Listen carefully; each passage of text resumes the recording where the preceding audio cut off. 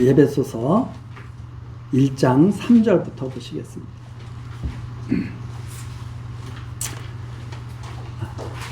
찬송하리로다.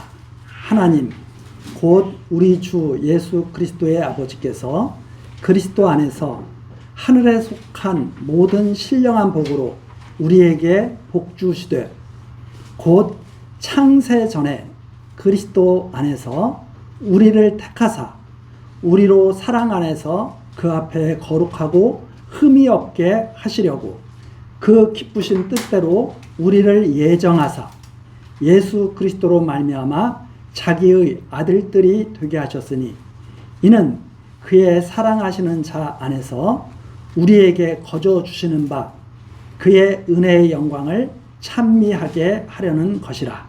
6절 말씀까지 읽어드렸습니다. 지금 이 말씀은 하나님의 이 비밀의 그 섭리를 아주 깊이 있게 함축해서 지금 선포하시는 그런 말씀입니다. 이 말씀 속에 하나님의 그 예정에 대한 모든 구체적인 그런 내용들이 함축되어 있는 거죠. 그래서 여기에 보면 하나님께서, 하나님 곧 우리 주 예수 그리스도의 아버지께서 해가지고 벌써 예정의 주체, 그리스도 안에서 하늘에 속한 모든 신령한 복으로 우리에게 복 주시되 대상, 방법 이런 것들이 여기에 지금 완전히 다 드러나 있죠. 주체, 예정론의 주체라든가 대상이라든가 시기, 영원 전에 여기 나오잖아요. 창세 전에 방법, 목적, 그리스도 안에서 사랑으로 의미 다 나오죠. 은혜의 영광을 찬송케 하려 합니다. 은혜의 영광을 찬미케 하려 합니다. 이런 모든 것들이 여기에 다 압축되어서 지금 선포되고 있는 말씀이 바로 이런 말씀입니다. 그런데 우리가 이렇게 간단하게 이렇게 말씀을 통해서 순전하게 하나님의 말씀을 받으면 당연히 하나님의 예정에 대해서 다 수납을 하게 되겠지만 지금까지 기독교 그 교회사에 있어서 이 예정론에 대한 문제는 끊임없이 계속 부정되고 토론되고 하고 있지만 지금까지도 계속 싸우고 있는 내용이 바로 이 기독교 예정론에 대한 내용입니다. 그래서 우리들이 이번 사경에 시간이 많지가 않습니다. 2-3시간 정도에 불과한데 이 기독교 역사에서 지금까지 해결되지 못하고 있는 이 내용들을 갖다가 이 짧은 시간 내에 다 살펴본다고 하는 것은 불가능한 일이죠. 그렇기 때문에 이 짧은 시간 동안에는 기독교 예정론에 대한 간략한 뼈대 그리고 거기에 따른 문제, 핵심적인 문제들 이런 것들을 살펴보면서 예정론에 대한 관심을 좀 깊게 하는 그러한 시간이 되었으면 하는 마음으로 우리가 이 시간을 지금 준비를 했습니다. 그래서 이 예정론을 만일 세세하게 살핀다면 성경 전체를 세세하게 살피는 것과 똑같습니다. 성경 전체가 예정론이거든요. 그러니까 이 예정론을 우리가 올바르게 이해하지 않고서는 성경, 하나님의 말씀을 올바르게 이해할 수 없다는 말이 되기도 합니다.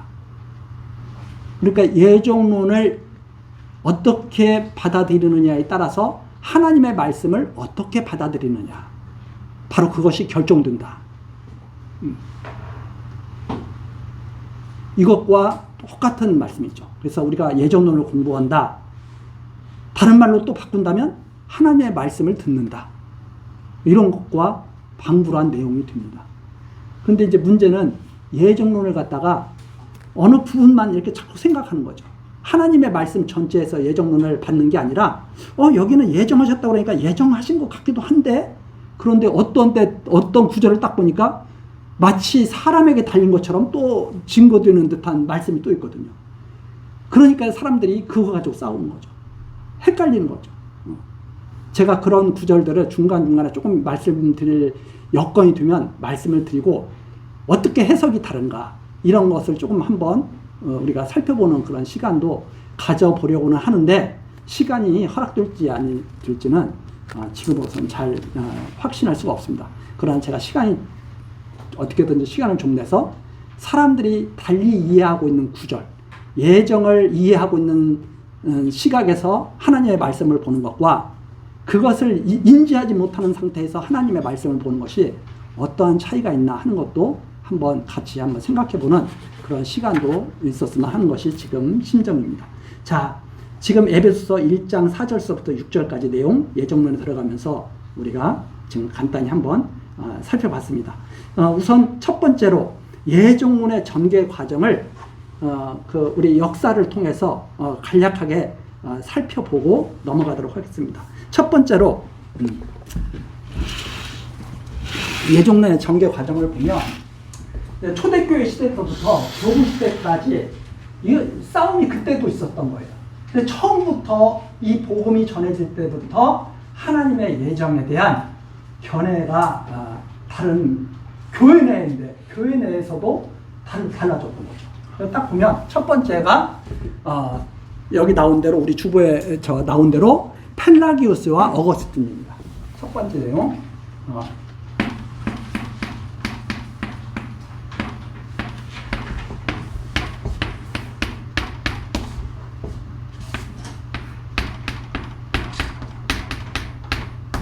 아우구스티누스라고도 하죠. 펠라기우스와 어거스틴. 이 둘 사이에 이 논쟁입니다. 이게 340년, 400년대 그때 이제 교회 대표적인 지도자들이 있죠. 이 펠라기우스, 이 어거스틴 지금으로부터 그러니까 뭐예요? 거의 1700년 그 전에 계셨던 그런 분들이죠. 근데 이 펠라기우스는 그렇게 말을 합니다. 우리가 하나님께 가까이 갈 수 있는 것은 하나님께서 은혜를 우리에게 이미 주셨기 때문에 그렇다. 하나님의 은혜는 인간의 본성 안에 이미 들어있다. 그러면서 우리들이 선행을 하는 것, 하나님을 믿는 것, 그것은 우리들의 의지로 할 수 있도록 하나님께서 이미 우리 안에 은혜를 주셨어. 그러니까 선행을 해서 하나님 앞에 가까이 가려고 부단히 애를 쓰는 것, 그 사람이 바로 하나님이 부르신 자야. 이렇게 이제 펠라기우스는 그런 식으로 이렇게 말을 하죠. 이 펠라기우스는 상당히 도덕적인 분이었습니다. 지금식으로 말하자면 법 없이 살려고 애썼던 분이에요. 하나님 앞에 진짜 자기의 모든 선행을 다 해서 하나님께 인정받을 수 있다고 생각한 사람이에요.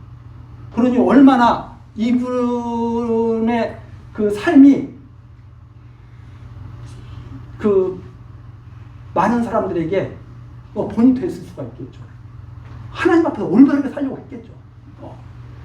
그런데 이 어거스틴은 생각이 좀 달랐습니다. 어거스틴은 어떻게 생각하냐면 우리가 하나님 앞에 나아갈 수 있어? 우리는 타락한 이 어거스틴은 우리가 어거스틴 그 참여력도 있잖아요. 좀 이분이 상당히 도덕적이었던 분에 비해서 이분은 좀 타락된 삶을 살았어요. 젊었을 때. 어거스틴은 하나님의 은혜와 인간의 본성 사이에 간극이 너무 큰 것을 딱 봤습니다. 그래서 이 어거스틴은 그렇게 말하죠. 나는 하나님 앞에 도저히 갈 수 없는데 내가 하나님 앞에 갈 수 있는 것은 하나님의 은혜가 있기 때문에 내가 간 거지 내 스스로 내 안에 이미 하나님이 네가 선행을 해서 나한테 와 이렇게 하나님께서는 하시지 않는 것 같다. 나는 가고 싶어도 갈 수 없어. 그런데 내가 하나님께 갈 수 있었던 것은 나아갈 수 있던 것은 우리 안에 무슨 선행이나 공로가 있었기 때문이 아니라 하나님이 은혜를 베푸신 거야. 해서 이 펠라기우스와는 정반대의 생각을 탁 하게 된 거죠. 그래서 이 둘이 논쟁을 벌이는 그런 꼴이 됐지만 결국 누가 정죄를 받느냐? 이 펠라기우스가 에베소 공의회에서 너는 성경적으로 생각한 게 아니야 해가지고 바로 정죄를 받습니다. 그러니까 이게 이단이다 하고 정죄를 받게 되죠. 이게 431년에 그 에베소 공유에서 정죄를 받습니다. 무슨 인간이 선행을 해서 하나님께 나아갈 수 있어? 그건 잘못된 거야. 맞아. 인간은 아무 선행을 할 수가 없어. 인간이 스스로 하나님 앞에 나아갈 수 있는 가능성은 전혀 없어. 하나님께서 은혜를 베푸셔야만이 하나님 앞에 갈 수 있어. 이미 그걸 하나님이 다 창세 전에 정해놓으셨어. 딱 어거스틴이 말을 한 거죠. 근데 어거스틴이 가만히 생각을 해본 거예요. 하나님께서 은혜를 베푸셨다면 그런데 왜 어떤 사람은 하나님을 믿고 어떤 사람은 하나님을 안 믿지? 하나님이 은혜를 베푸셨는데 왜 어떤 사람은 믿고 어떤 사람은 안 믿지? 이게 뭘까? 하고 고민을 하면서 로마서를 딱 보게 됩니다. 이 어거스틴이. 그래서 이 어거스틴이 하나님께서 은혜를 베푸셨는데 어떤 사람은 믿고 어떤 사람은 안 믿고 하는 거 보니까 인간의 행위라든가 공로와는 아무런 상관없이 베풀어 주시는 것이 하나님의 은혜구나 하는 것을 깨닫게 되는 거죠. 이게 큰 흐름입니다. 그러니까 어거스틴과 펠라기오스는 똑같이 하나님 앞에 나아가고자 했지만 펠라기오스는 스스로 하나님께 나아갈 수 있다고 생각한 사람이고 이미 우리 안에 그걸 줬는데 어떤 사람은 자기가 나가기 싫어서 안 나가는 거예요. 어떤 사람은 자기가 나가고 싶으니까 나가는 거예요.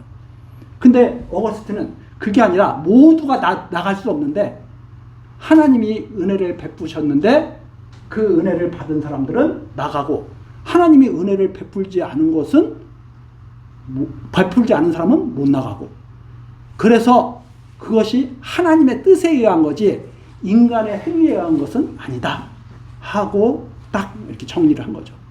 이게 이제 교부 시대까지의 그런 큰 흐름이었습니다.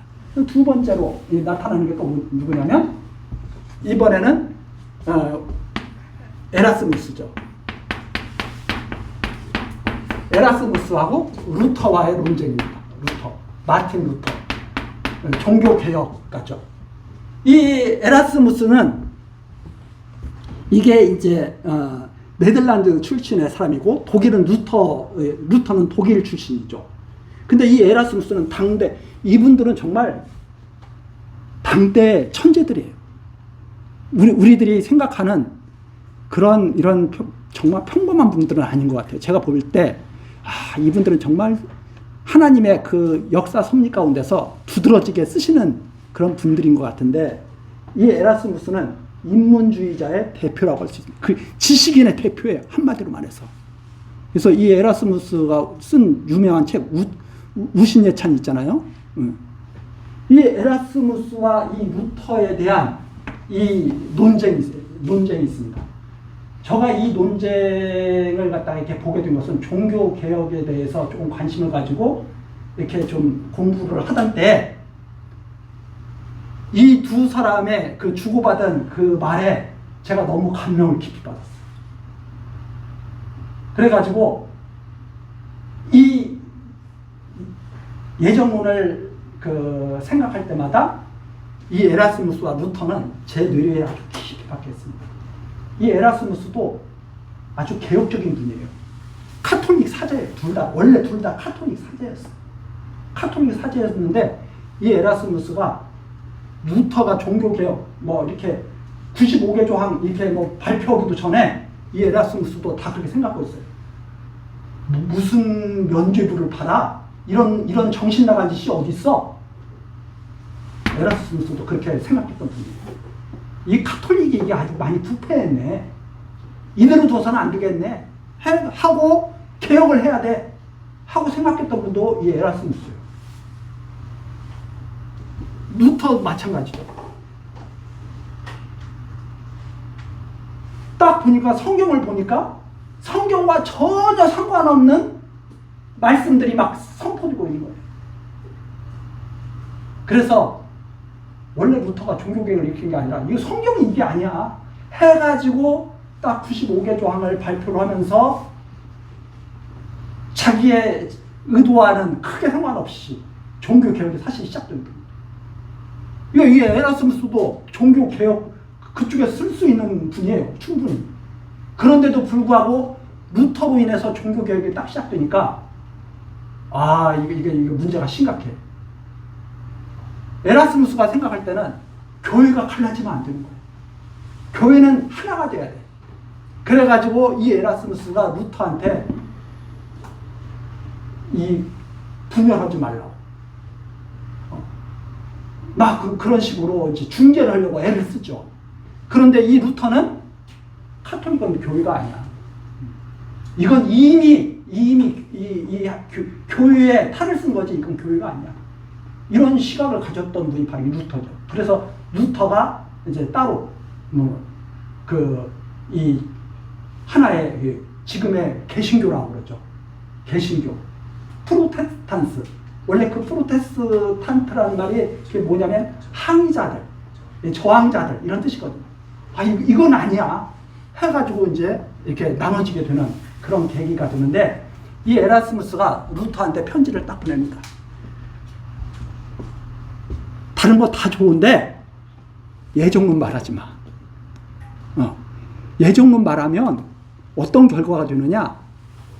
하나님을 자꾸 나쁜 분으로 만들어. 하나님은 선한 하나님인데 하나님을 자꾸 나쁜 분으로 만들어. 왜? 예정론을 보면 택자, 불택자를 하나님이 인간의 행위와 상관없이 딱 나눈다. 그게 이제 어거스틴도 그렇게 말을 한 거잖아. 인간의 행위와 상관없이. 루터는 이쪽에 그 편을 쓴 거죠. 그런데 이 에라스무스가 루터한테 그럽니다. 다른 건 말하지 않을게. 자꾸 예정 하면서 하나님을 나쁜 분으로 자꾸 만들면 안 돼. 하나님은 선한 분이야. 맞죠? 언뜻 들으면. 그런데 루터가 그 에라스무스에게 딱 답장을 합니다. 에라스무스는 뭐예요? 하나님을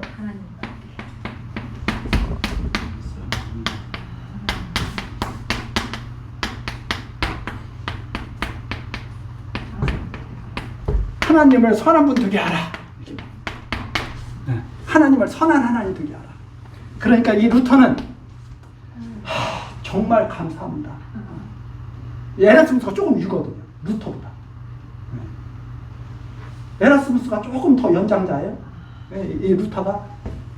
다른 사람들은 면죄부 그것이 원래 그러네. 루터가 면죄부를 반대한 거예요. 이 사람은 이미 다 그런 것도 다 루터와 동일하다는 말입니다. 면죄부 안 된다. 루터가 면죄부 그 판매 잘못된 거야. 비성경적인 게야. 그거 가지고 잘못됐다고 말하지 않죠. 에라스무스가 다 동감을 하니까. 연옥 있어 없어? 연옥, 성경에도 없는 연옥을 왜 자꾸 만들어? 그런 거 말하지 않죠. 루터에게 에라스무스가 예정론에 대해서 말하죠.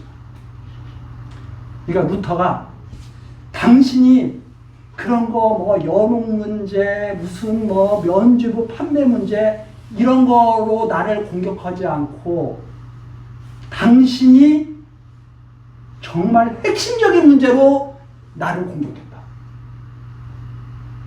당신이야말로 그래서 제가 여기다가 그걸 이렇게 써요. 뭐라고 루터가 이렇게 말을 하냐면 당신만이 실질적인 문제, 즉 본질적인 것을 공격했다.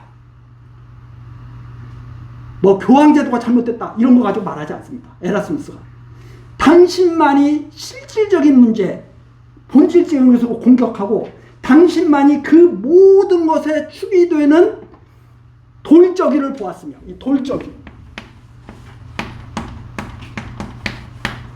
이게 뭐냐면 문에 딱 달려가지고 축이 되는 거죠. 문이 이렇게 열리고 닫히는. 당신만이 그 돌적이를 보았으며 핵심적인 점을 목표로 했다. 루터가 칭찬합니다. 당신이야말로 진짜를 보는 사람이야. 저는 그러면서 그렇죠. 당신은 하나님을 선한 분이 되라고 했으나 나는 당신에게 대답한다. 하나님을 하나님 되게 하라.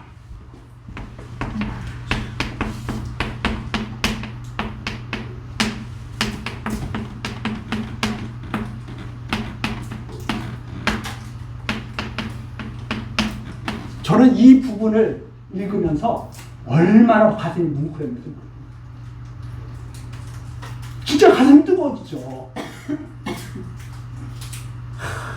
루터가 그러지. 당신만이 핵심을 볼 줄 아는 사람이야. 당신만이 진짜야. 그런데 당신은 진짜를 보면서 해석이 다른 거죠. 하나님을 선한 분 되게 하라고 말하지만 나는 당신에게 하나님을 하나님 되게 하라고 말한다. 이 내용이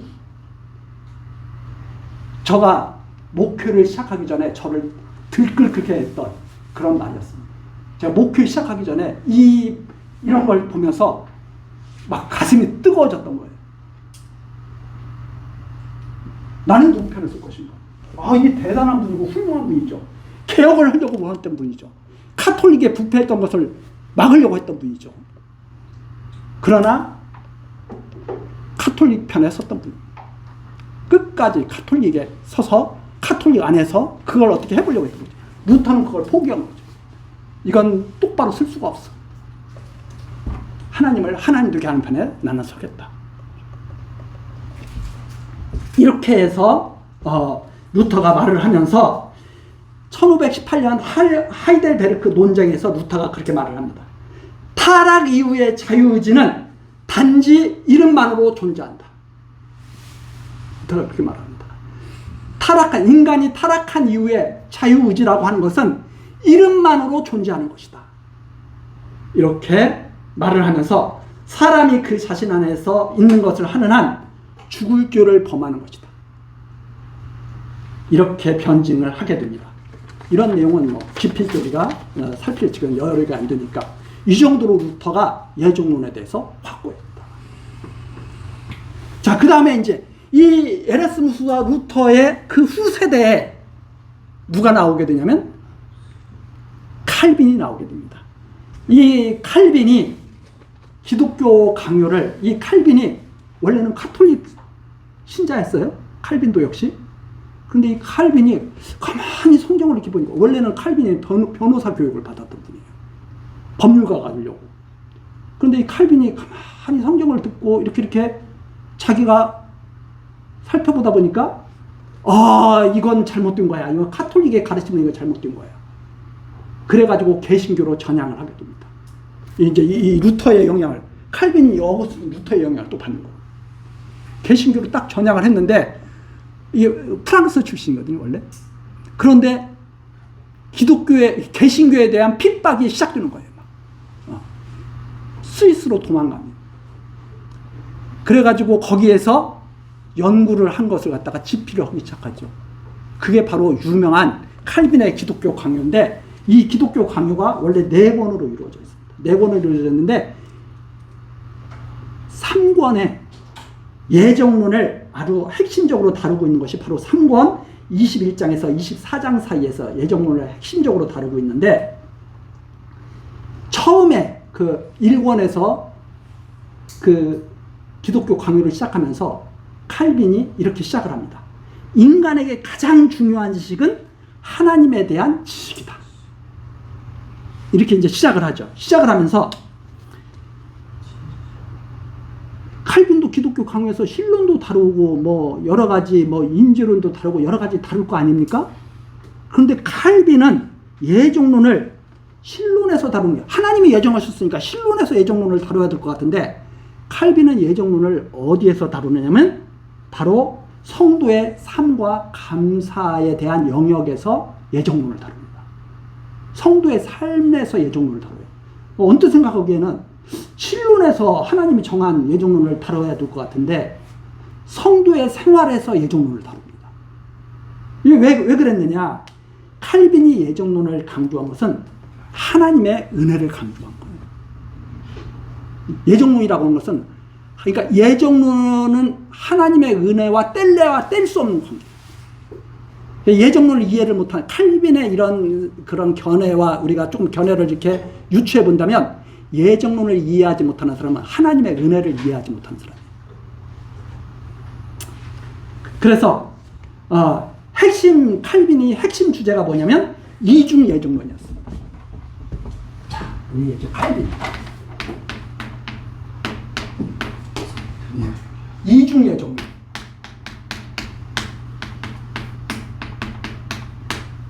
이중 예정론은 한마디로 말해서 택자와 불택자를 창세전에 이미 정해놓으셨다 하는 겁니다. 그 이중 예정론이라고 그러죠.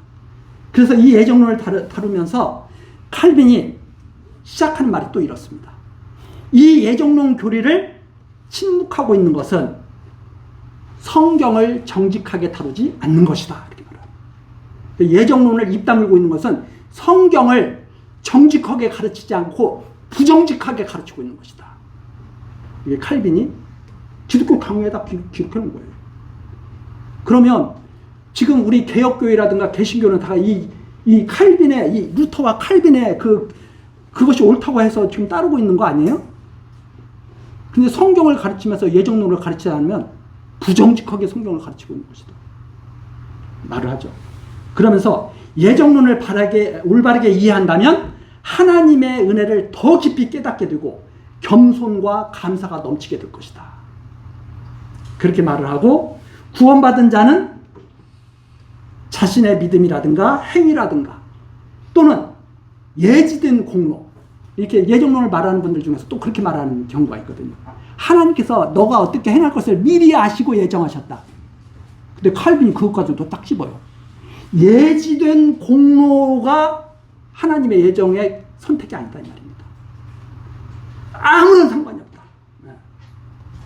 오직 하나님의 기쁘신 뜻에 근거하는 것이 예정이다. 유일하게. 그러면 오직 하나님의 기쁘신 뜻, 이것이 예정의 근거예요. 저 인간이 앞으로 어떻게 할 거야, 그것을 내가 알기 때문에 예정해, 이게 아니다 이 말입니다. 하나님의 기쁘신 뜻에만 근거가 있는 것이 예정이다. 이렇게 칼빈이 딱 정리를 해놓죠. 그래서 하나님은 선택하신 자들을 믿음 안에서, 믿음을 선택하신 자들 안에 하나님께서 이 이중 예정론 있잖아요. 선택하신 자들 안에 믿음을 지으신다. 그래서 아무나 믿음을 갖는 게 아니라는 거예요. 하나님이 영원 전에 선택하신 자에게 이 믿음을 지어주시기 때문에 믿음이라고 하는 것은 바로 선택의 원인이 아니라 결과다. 예정의 결과다 이 말입니다. 믿음은. 믿기 때문에 예정하신 것이 아니라 선택하신 자에게 믿음을 지어주시는 결과죠. 그래서 칼빈이 그렇게 정리를 딱 한 거죠. 믿음은 선택의 원인이 아니라 선택의 결과이다 하면서 성경적 근거를 쫙 제시를 합니다.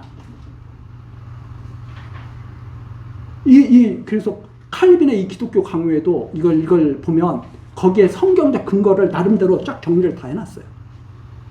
그걸 좀 잠깐 찾아보도록 하겠습니다. 우선 우리가 지금 에베소서 1장 4절 5절 우리가 봤잖아요. 창세전에 그리스도 안에서 우리를 택했다. 그 다음에 또 어디를 또 이렇게 딱 집어주냐면 로마서 9장 11절에서 13절 야곱과 에서를 행위와 무관하게 선택됐다고 하는 것을 야곱과 에서의 그 로마서에 기록된 내용을 가지고 증거를 하죠. 그 다음에 로마서 9장에 나오는 하나님께서 긍휼히 여길 자를 긍휼히 여기신다. 그 다음에 요한복음 6장에서 나오는 아버지께서 주신 자만 아들에게 올 수 있다.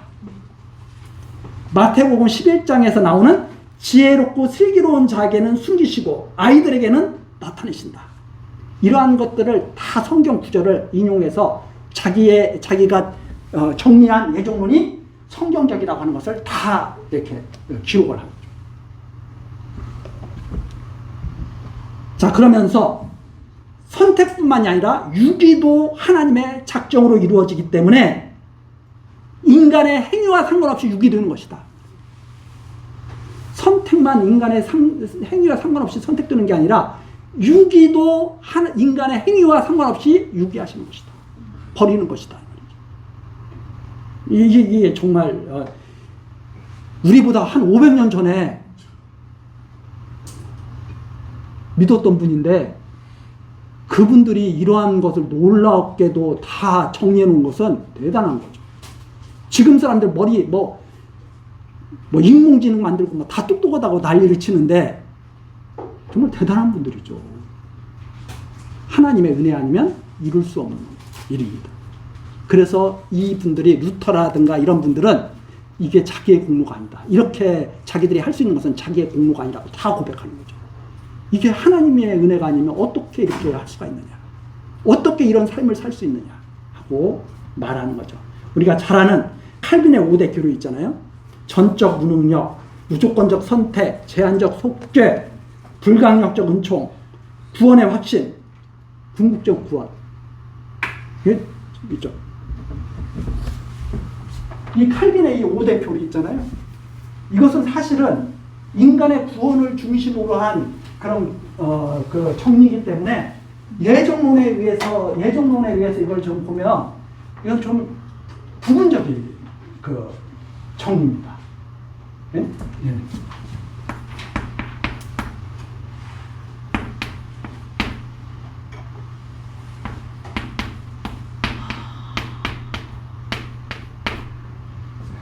저 여담으로 제가 이걸 외울 때 인간은 모든 문제가 전 문제가 불구야. 잘못됐어. 그래서 저는 이렇게 외웠는데 전적 타락, 무조건 선택, 제한적 속죄, 불가항력적 은총,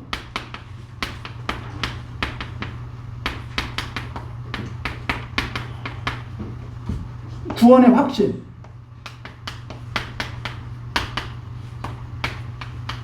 궁극적 구원이죠.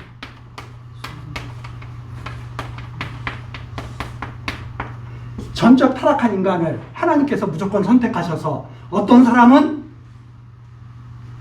천국 가게 하시고 어떤 사람은 지옥 가게 하시고 어떤 사람은 택하시고 어떤 사람은 야곱처럼 하시고 어떤 사람은 에서처럼 하시는 거죠. 그 은혜를 거부할 수가 없고 그런 섭리를 거부할 수가 없어요. 그래서 결국은 이러한 구원의 확신을 가지고 하나님 앞에 나아가게 되는 것이다. 칼빈을 그 가르침을 따르는 사람들이 정리한 칼빈주의 5대 교리죠. 그런데 이 부분적이에요. 하나님의 전체 예정 섭리를 담고 있는 것이 아니라 인간의 구원을 중심으로 해서 정리한 거예요. 그 하나님의 엄청난 그 거대한 섭리 가운데 한 부분이라고 볼 수 있어요. 그럼에도 불구하고 이것 자체가 예정론을 반대하는 사람들에게 엄청난 무기가 될 수 있죠. 왜? 원래 그래서 저는 이렇게 시작하면 안 되고 무조건 선택, 전적 타락 이게 차라리 더 낫다 하고 제가 말씀드렸는데 행위와 상관없이 하나님께서 먼저 시작하셔야 돼요. 그래서 원래 제가 봤을 때 이것이 위로 올라가면 더 좋았을 것이다. 이렇게 저가 이제 말씀드리는데 그럼에도 불구하고 예를 들어서 전적 타락했는데 무슨 선행을 해.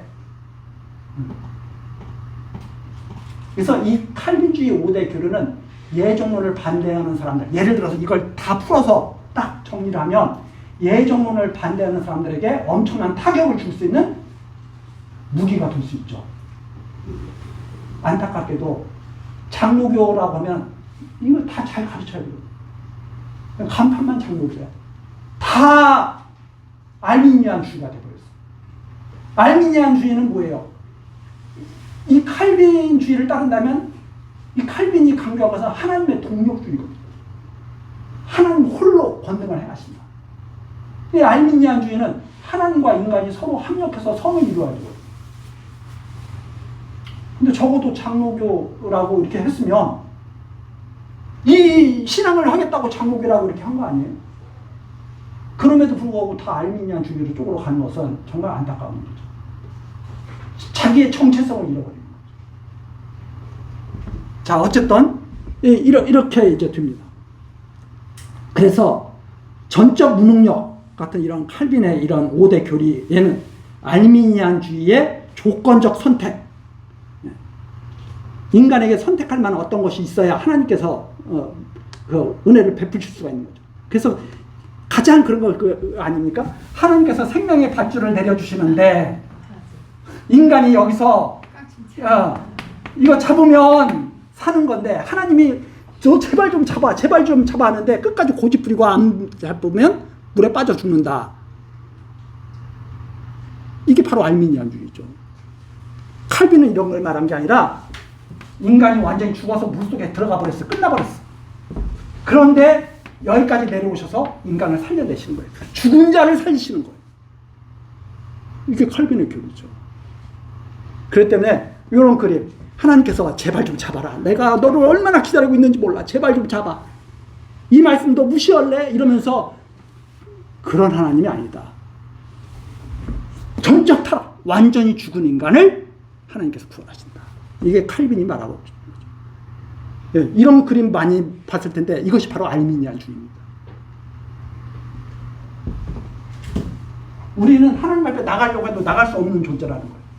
자, 그래서 이런 칼빈, 이 정리해놓은 이런 교리들이 사실은 예정론의 정당성을 입증해주고 알미니안주의들의 잘못된 그런 생각을 막아주는 그러한 역할을 하는 것이다. 그래서 칼빈주의와 알미니안주의의 차이가 뭐냐?